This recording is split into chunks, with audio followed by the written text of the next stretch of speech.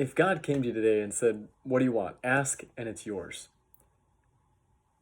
what would your answer be? Would you have an answer right there in that moment, or would you have to think about it for a little bit? Would your answer benefit you, or would it benefit others? See, this is exactly the question that was posed to King Solomon very early on in his reign. God came to him in a vision and said, "What do you want? Ask, and I will give it." You can imagine putting yourself in King Solomon's shoes, asking for a whole host of different things.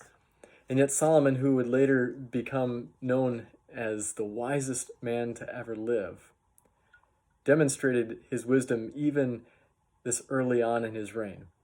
Because here's his answer in 1 Kings chapter 3. So he says, "Give your servant, therefore, an understanding mind to govern your people, that I may discern between good and evil, for who is able to govern this your great people?"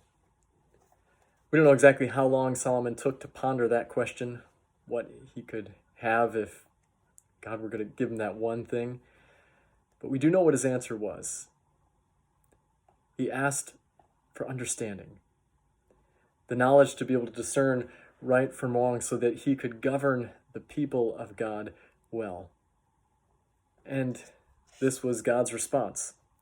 God said to him, "Because you've asked for this, and have not asked for yourself long life or riches or the life of your enemies, but have asked for yourself understanding to discern what is right, behold, I now do according to your word.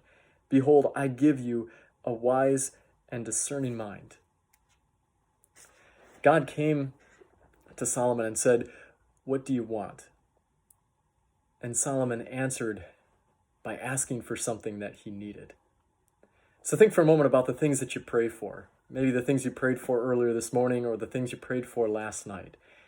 We've all got a laundry list of things that we ask God for. Some are things that we want, and some are things that we need. What you'll find throughout your life is that God in Jesus Christ fulfills our needs. This is why Jesus calls us to pray in the Lord's Prayer, that we pray for our daily bread, that God would provide us those things that we need each and every day.